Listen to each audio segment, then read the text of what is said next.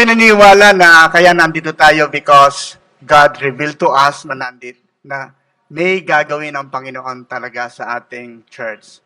You know, I have a message today about courage. Maraming mga churches ngayon ang talagang, kumbaga, sa isa'y nalulunod na at kinakailangan ng magsagipin because of this pandemic. And ano ang dahilan nito? Is because, kahit magaling kang leader, kung wala ka naman tagasunod at hindi ka naniniwala sa sarili mo that there is courage from the Lord, ay mangyayaring manghihinaka at mawawala ng pag-asa. That's why my message today, and the Lord speak to me about a year ago regarding pandemic, is about leadership courage. Marami sa ating mga leader ngayon, nakarinig, may pagtawag, pero hindi alam kung paano siya makakagalaw sa kanyang situation ngayon. Marami tayong bagay na maunawaan natin at pinokus tayo ng Panginoon sa panahon ni Joshua. During the time of Joshua, merong binanggit ang Panginoon kay Joshua nung ita-turn over na ang leadership from Moses to Joshua. Sa Joshua chapter 1 verse 5 and 9, pwede nating basahin sa ating screen. Yeah. Sa verse 5, magsimula tayo. Nakikita kasi ng Panginoon yung magiging responsibility ni Joshua as a leader. Ita-transfer na ni Moses, o itinransfer ni Moses ang leadership para ang mga Israelita ay maganap yung kanilang pagtawag na sila'y dadalahin niya sa lupang pangako. Hindi pa nakakatawid dito noon, kaya itong sinasabi ng Panginoon kay Joshua. Sabi niya, no one will be able to stand against you all the days of your life. As I was with Moses, so I will be with you. I will never leave you nor forsake you. Be strong and courageous because you will lead these people to inherit the land I swore to their ancestors to give them. Be strong and very courageous. Be careful to obey all the law my servant Moses gave you. Do not turn from it to the right or to the left, that you may be able or that you may be successful wherever you are. Keep this book of the law always in your lips. Meditate on it day and night, so that you may be able or be careful to do everything written in it. Then you will be prosperous and successful. Have I not commanded you? Sabi niya ulit, be strong and courageous. Do not be afraid. Do not be discouraged. For the Lord your God will be with you wherever you go. Let's pray. Father, release your anointing in us, Lord. The understanding and wisdom and the courage, the spirit of yung brevity, Lord, and timidity, Lord. Salamat. We thank you, Lord, in spirit of power in the name of Jesus, not timidity in the name of Jesus. Thank you, Lord, for your greatness. Salamat. Speak to us in Jesus' name. Amen. Itong pandemic na ito ay isa sa mga nararanasan ng lahat ng ahensya ng pamahalaan. Alam nyo, after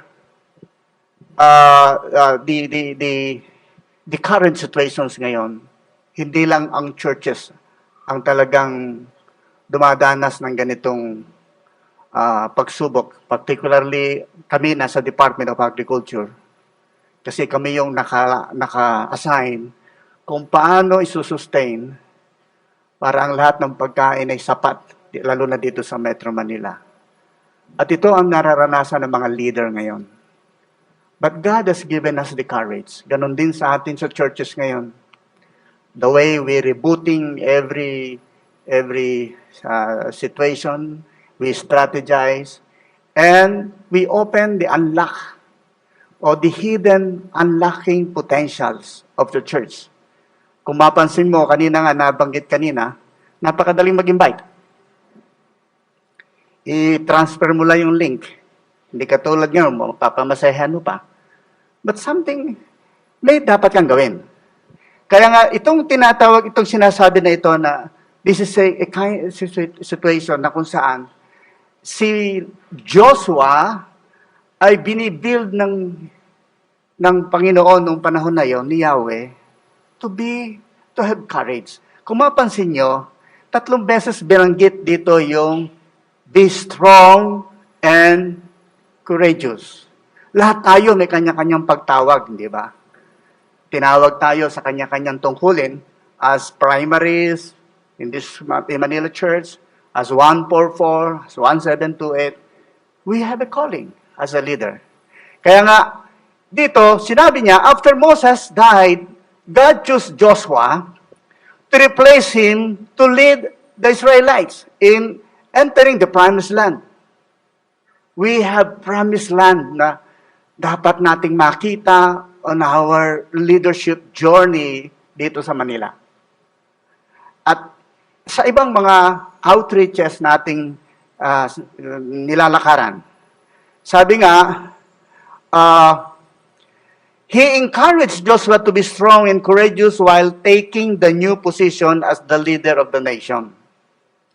God was very keen to his instruction to Joshua. In fact, he mentioned the word be strong and courageous 3 times. God also mentioned it over many times in some chapters of the book while giving instructions to Joshua. Why? It is because God wants Joshua to be strong and courageous. How strong ka ngayon and how is the courage you have prior to the calling na ikaw ay naging 144 primary o 1728 or Bible study leader ka, cell leader. Ganon din. Sabi nga, God wants Joshua to be strong and courageous in all the process of fulfilling his promise to Abraham and Isaac and Jacob as an inheritance to the people of Israel. Secondly, God wants to assume the victory that is already there. And the battle now is with Joshua himself as a leader. Ang Manila Church, ang kabuuan ng Life Church sa Palawan, dahil doon sinilang ang Life Church, meron tayong tinitingnan na pupuntahan natin. At papunta na tayo doon.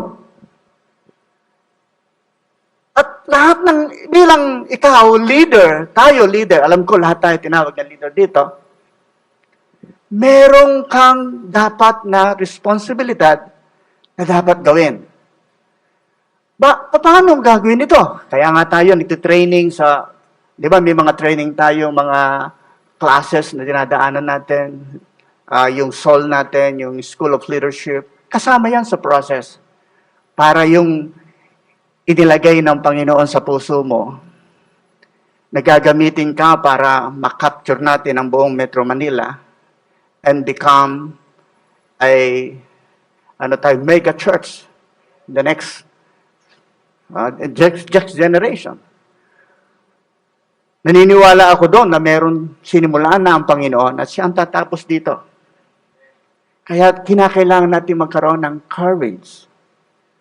Your leadership must have courage. Hindi ka dapat tumingin sa sarili mo.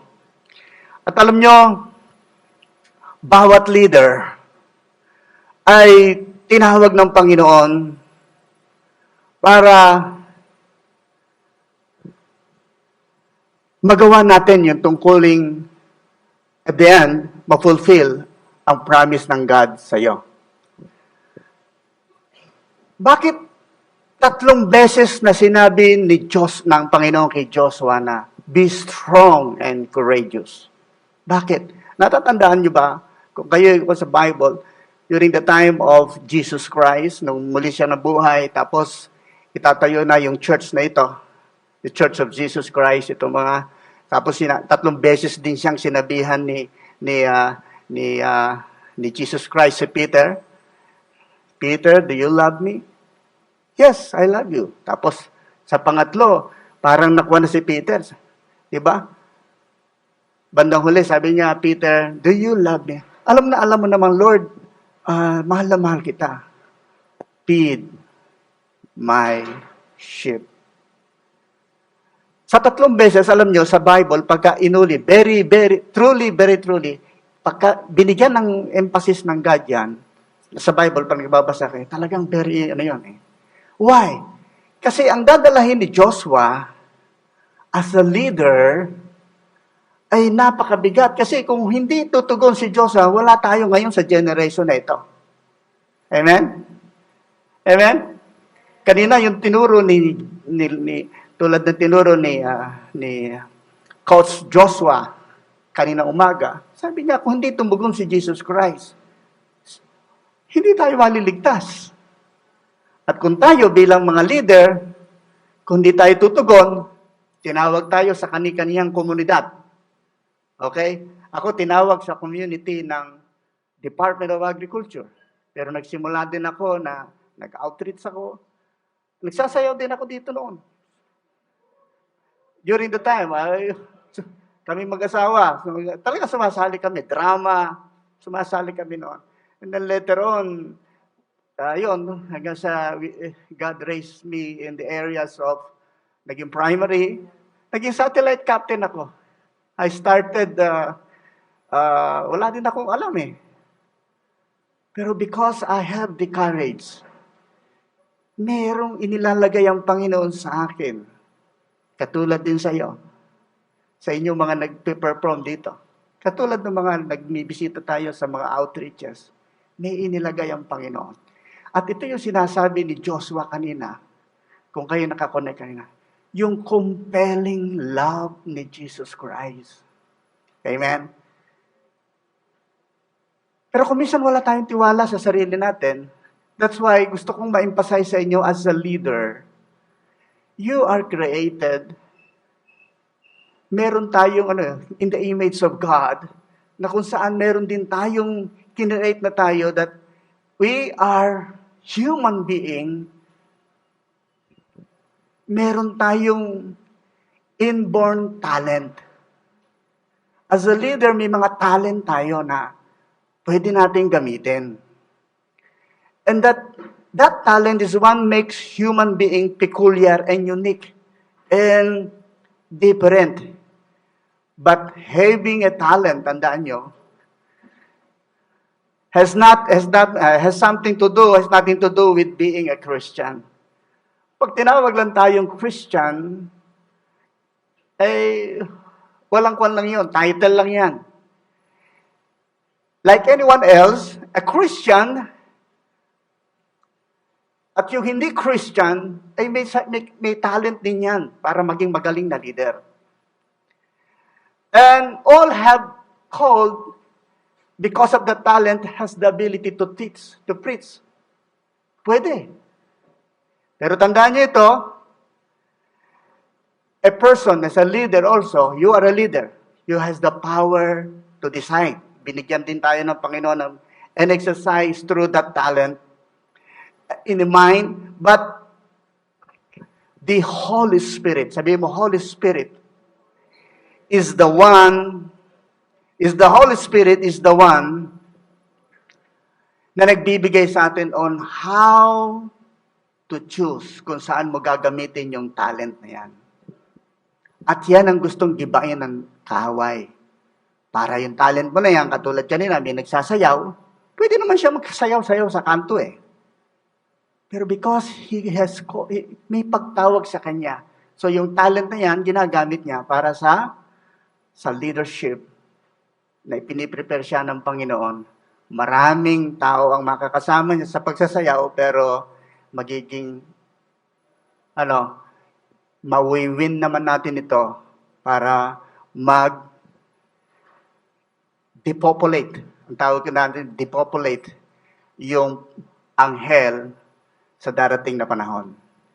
Now, nagsasayaw ka, pero ang isip natin, you are dancing, you are singing but you're in your mind, you are depopulating hell in the end. And that is the ultimate plan ng God para maraming maligtas, ma-depopulate. Pupunta na sana sa impyerno dahil sa iyong pagsasayaw at inoffer mo sa Lord, maraming naligtas at hindi na napunta sa impyerno. Palapakan natin ang Panginoon. And the choices we are serving God without talent as a leader. I'm good in administration. But I'm not good in singing. I'm good in leadership. Meron akong capacity, mapaniwalaan kita kasi I'm serving the Lord in the city jail when I was in Palawan. And for 17 years, madaming na-born again. At alam nyo, nagulat ako. Isa sa mga na-born again nito, at ngayon leader na ngayon, si Miyagi. Si Miyagi. Sino kakilala kay Miyagi? Kasama ko sa life church. Ayun, si Miyagi. Si Miyagi. Doon siya na-aresto sa city jail. Kasi before I became a leader or became a head in the office sa Palawan, kinunbik ako ng Panginoon to start a Bible study in city jail. At ngayon nag-isang fellowship. And for 17 years, I'm serving in the city jail. Ngayon, hindi na nga kami nakapasok, pero andyan pa rin yung mga leader na yan. At isa si Miyagi, na ngayon ay leader natin dito as 144. Anak ko pala siya. Kapitbahay lang kasi namin yung city jail sa opisina ko . So, and that is the hidden potential. Hidden potential. May potential tayo na ma-connect kung meron tayo sa ating sarili. And the only thing that na kailangan nating makita is that kumusta ang heart mo? Kumusta ang puso mo? Alam nyo, the communication point ng God is your heart. That is the communication point ng God sa atin. Always examine our daily life. Sa kabila ng maraming tayong bagay na kanablahan, always examine through your devotion. There are reasons kung bakit sinabi ng Panginoon kay Joshua, kasi tinetest ng God ang heart ni Joshua. And that there are 3 reasons kung bakit ganon ang sinasabi ng Panginoon 3 times na sinabihan ng God si Joshua nung panahon na siya ay tinatalaga na. So one reason is that, tingnan natin sa ating screen, that at the time of testings of your faith, your heart remain in contact with the Word. Alam niyo, sa Proverbs, sabi niya, above all else, guard your heart. In these situations natin ngayon sa pandemic, where is your heart? Nasaan ang heart natin ngayon? And then, alam nyo, yung spiritual heart natin is merong mga component yan . One is yung inclination, sino nagbo-motivate sa'yo, and then what is your desire, and that the will, anong nais mo? Yung heart kasi kung minsan, kaya gusto natin ng Panginoon na always in contact, kasi alam mo kung minsan, di ba meron umaawit-awit ka? Tapos dahil puno ka ng problema, bumubuka yung bibig mo, pero ang isip mo ang layo doon sa problema. Wala sa Lord. Kasi yung inclination ng heart mo is andun sa problema. At kaya ka palang pumupunta rito because gusto mo lang maggaya-gaya. Kaya yung motivation mo is para lang manligaw. Pero wala yung heart mo doon. O kaya may business ka, gusto mo lang magkaroon ng network. Kaya ang God is speaking in the heart. But the desires of your heart, sabi ng Panginoon, delight in the Lord, in Psalms, and He will give you the desires of your heart. Desire is one component of heart, the spiritual heart. Amen. And that the support is your choice. Our heart, kaya may test, your heart must be at best through His Word in times of testing. Sa ngayon, nasa testing tayo ngayon as a church because of pandemic. Pero hindi tayo titigil. Dahil meron tayong calling sa Lord. Number 3 is the Word of God is what we have contact with Jesus. Kailangan nating puspos tayo ng Word of God in contact with Jesus. Amen? Alright. When God revealed an assignment to you, next slide please. When God revealed an assignment to you, nakarinig na ba kayo na may assignment kayo sa Lord? Taas ang kamay nung may mga assignment na. Taas ang kamay. Hello, taas ang kamay. Alright. Salamat, marami. Majority. Sabi ng Panginoon, kaya nangyari ito because habang tayo ay lumalakad as a leader, dahil may narinig na tayo, number 1 is you must hold on the strength of God. Sa ngayon, yung strength ng God ang dapat nating makita, hindi yung lakas mo. Amen? You remember, nasa bahay ka, hindi ka pwedeng lumabas. Di ba? Saan ka uhugot? Sabi nga sa Philippians,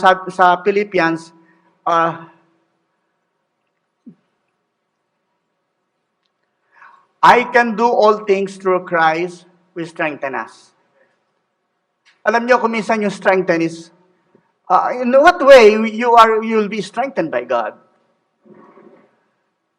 Kasi may mga ginagawa tayo, halimbawa, ako, lumalakad ako. Sa tingin niyo ba, yung strength ng God, na yun ang ginagamit ko? O sarili ko na lang yun? O kaya, gigising ako, gagawa ako sa household chore, maglilinis, magwawalis. No. God will help you in times of, sa ngayon, meron tayong mga dinadaanang problema.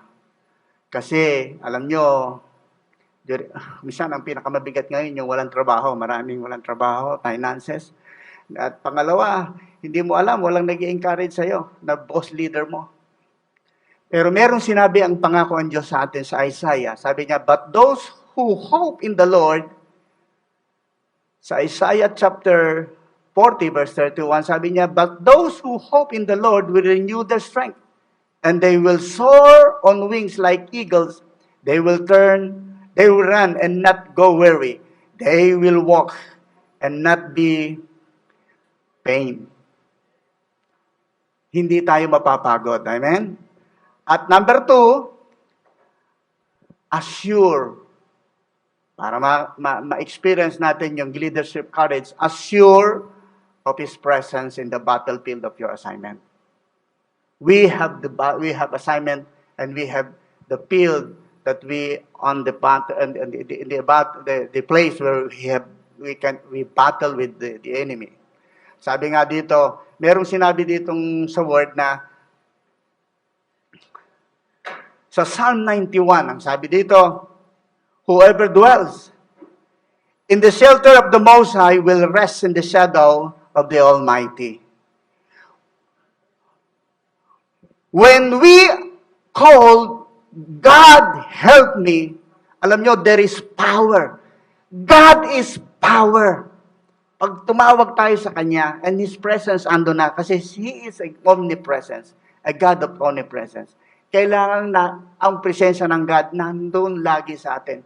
And alam nyo ba, God is not present when He is not invited. Amen? Siya umaga pa lang, nag-i-invite ka na sa Kanya, madaling araw pa lang, Lord, tulungan mo ko. Kasi, gano'n na nga. Hindi ba ang bisita mo o hindi mo na papapasukin, hindi naman papasok yan sa bahay mo eh. Ganon din ang God. Alam mo, respectful ang God sa mga atin eh. Kung ayaw mo siyang imbitahan, wala rin siya. Amen? Huwag mo sabihin nandiyan ang God kung hindi mo siya inimbitahan. Hello? Number 3 is hold on the promise through His Word to sustain God-given assignment. Sa John chapter 6 verse 3, sabi dito, God is working through His Word and His Spirit to answer you. A Christian is someone who God Himself put His Word into his mouth. The name of Jesus Christ is not used as an instrument to get result. Maging ano kayo ron, ha? Ang pangalan ni Jesus Christ, kaya mo lang tatawagin because gusto mo lang magkaroon ng resulta. No. Kaya mo tinatawag si Jesus Christ dahil marinaw ang isipin mo, ha? We use the name of Jesus Christ to get authority. Amen? When you call in Jesus' name, you have the authority to counterfeit the enemy. Hindi lang magkaroon ng sito, when you speak of healing, hindi yung resultang nahit na gumaling, no. Because you are speaking on this authority of Jesus Christ. Kaya maraming gumaling. Without the Spirit of God, the Word will remain inactive without being and meaningless and oftentimes remain idle. Andyan yung Word ng God, kaya lang hindi mo dinideclare. As you declare the Word of God, there is authority of Jesus Christ. Amen? Sa John chapter 6, verse 663, sabi dito, the Spirit gives life. The flesh counts for nothing. The word I have spoken to you, they are full of spirit and life. So in times of trouble, na ngayon ay nandiyan tayo ngayon, we speak of the Word of God because the Word of God is God Himself. Jesus Himself is the Word of God. Amen? Amen! And that assure that, alam nyo, kapag on the process of your leadership journey, sustain ang iyong calling, God rewards. Amen? In the last, second to the last reward, sabi niya, God rewards through the Holy Spirit. At bakit wala pa ako natanggap? Is in the process. And the process is for God. Amen? He will reward you not because you are good, but because you are obedient. Alam niyo ba, sa process ng leader ako, hindi naman ako dati ganito. Wala naman ako mataas na posisyon. Hindi ko alam, on process na pala yung ginagawa ng Panginoon sa akin habang ako'y lumalakad on process. Last week, yung aking regional director, humingi ng prayer sa akin.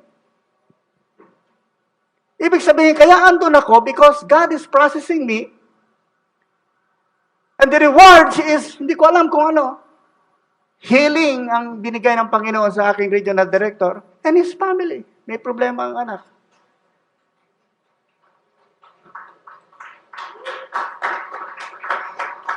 Wherever you are, be there. Amen? And then, eto maganda, nothing happened without discipline. Magpa-disiplina tayo. Kasi hindi ka makakarating sa inaasahan mong mangyayari yung prosperity kung hindi tayo tataan sa disiplina. Alam nyo, in our life today, we have different battles going through as we fulfill the assignment we have as disciples of the Lord Jesus Christ. It might be in the areas of family relationship, physical and emotional sickness, financial problem, lack of knowledge and understanding on a given assignment as disciples, and many things that hinders on through your maturity to spiritual fruitfulness. I believe that I believe you must understand that God wants you to be strong and courageous because you are entering the promise of the land. Di ba sabi niya, if you are obedient, you will taste, eat the best of the land. Kasi papunta ka na doon. And that sabi nga, where you can be victorious and prosperous, if we remain strong and courageous in following the instructions given to Joshua, we will succeed and become great as a reward from God. You know, ito na ang maganda. Gusto ko lang magkaroon ng testimony sa inyo. Wala. Hallelujah, hallelujah. Teka muna sandali. Ayun, ang first testimony ko. Nung ako ay lumalakad bilang leader, gusto kong magkaroon personal testimony sa inyo. At the first year of my, na ako'y born again, God spoke to me. Sabi niya sa Panginoon sa akin, do not resign on your job. Mag-aral ka, for I have planned for you. So tinapos ko yung masteral degree ko. And after that, I was about to promote as assistant director noong 2004. Ayokong pumunta. But my heart is compelling me to go to Manila. And then when I arrived in Manila, daming kalaban. Alam mo, pagkabata ka pa't na-promote ng mataas na position as assistant director, maraming kalaban eh. Galing tayo sa Palawan. Pero may sinabi ang Panginoon sa akin, narinig ko. At ito ang sinusustain ng Panginoon sa akin. Sabi niya sa akin, it's a prophetic prayer from one of our pastor friend. Sabi niya sa akin, I will never fail you. At the height of, nagpa-fasting ako nung matinding fasting na ito. That was 2004. Sabi niya, I will never fail you. I will never forsake you. I am your strength, your shield, and great reward. You will rise, spread your wings, and soar with my wind under your wings. I will strengthen your feeble hands, so that they will break even a rock. My authority in you shall be established, and the enemy shall flee at the voice of your command. I will enlarge your territory, and the enemy shall not stand against you. I am the Lord. 2004, 2014, 2020, now I'm here in Manila, spreading, expanding the authority of the Lord Jesus Christ. Palakpakan natin ang Panginoon.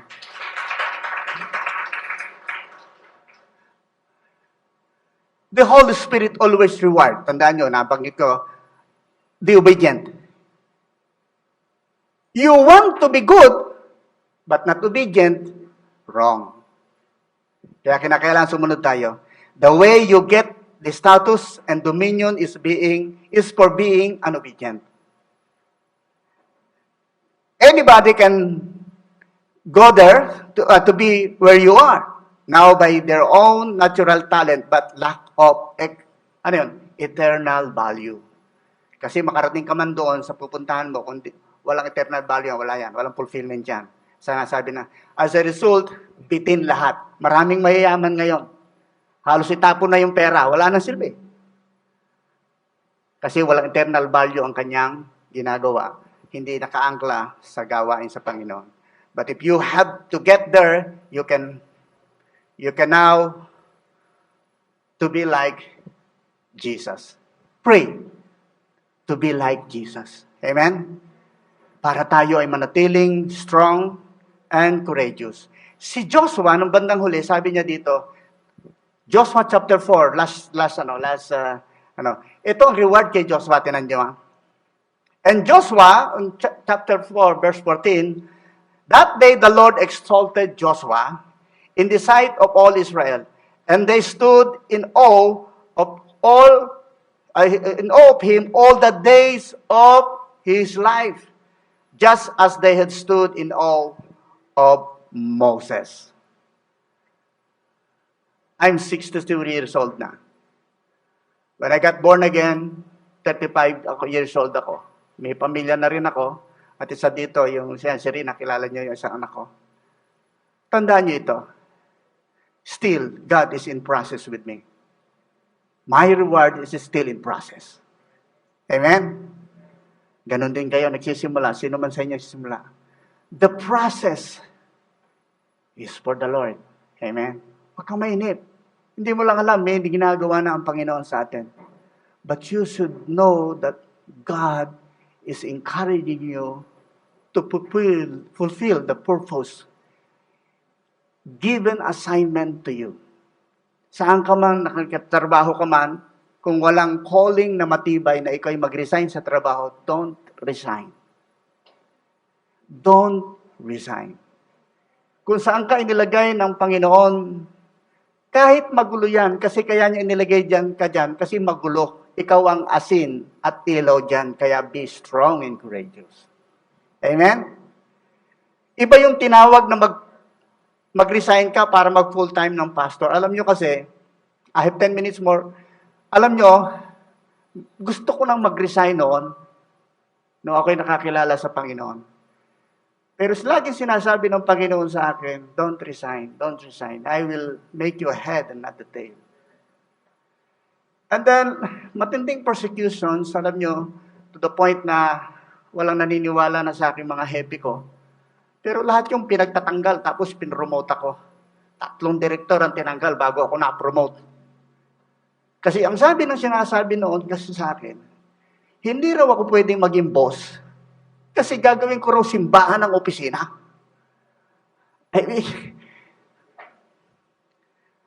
Pero dumating yung pagkakataon, naglagay ang Panginoon ng isang boss, director, na nakakaunawa tungkol sa pagkatakot ko sa Diyos. And then later on, ito na. Hanggang sa dumating na yung point na God is using me in the expansion of my authority. At naniniwala ko, still, palakpakan natin ang Panginoon. Ang isang pwedeng makatakot lang sa atin is the spirit of fear. Pinagtagumpayan na ng Diyos yan. Huwag kang matakot sa nilalakaran mong fulfillment ng life. Huwag kang matakot. Be on the presence of God. Assure and be rooted in the Word of God. The Word of God is God Himself. I tell you, the Word of God is God Himself. If you are a Christian, God is putting, if you are called by God, or as a Christian, God Himself put His Word in your mouth. God Himself put the Word of God in your mouth. So, lahat ng sasabihin natin yan, there is power. The power is in our mouth. Amen? Kaya kung may mga kalaban tayo, paalisin mo lang. Chupi. Ako po pumapasok sa opisina, Satan, you have no more authority in this office. Get out. Get out on my way. Get out on my way. Get out on my way! Amen? Ganun tayo. Parang naniniwala sa atin, pero ang Diyos, nandyan siya. Kasi yung presence niya nasa iyo, dala-dala mo. Pag pumasok ka doon, maliliwanagan sila. Amen? Kaya sa Satan, ginugulo niya yung marami, pero pag pumasok ka, biglang tatahimik kasi naliwanag na. At pag nagsalita ka, there is power, at sila masisave. Palakpakan natin ang Panginoon. Now I'll pray for you. I have more time. How many more? Alright. Gusto ko lahat tayo ay maging matatag, matapang. I will pray for you. The Spirit, sabi ng Panginoon, hindi tayo binigyan ng spirit ng pagkatakot. Binigyan na tayo ng spirit ng power. Amen? There is power. When you called by God, you are calling power. Sabi niya, hindi ba, in the name of Jesus, there is power. You have the power. You have the courage to lead the community. You have the courage to lead your family. You have the courage to lead your people in the office. You have the courage to lead your community. Alam nyo ngayon, sa ngayon nakikinig ang mga taga-Pasay. Nagtira kami ni Rina sa Pasay for 6 years. Si Rina, yung anak ko. At yung may-ari ng bahay, kung kilala niyo si Colonel Papa, ay kinuha ng Panginoon maaga. I believe he's in heaven. Itong si Sister Emma,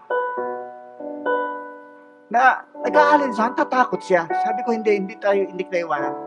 And now, nalipat man kami sa mas magandang tirahan ngayon, may level up.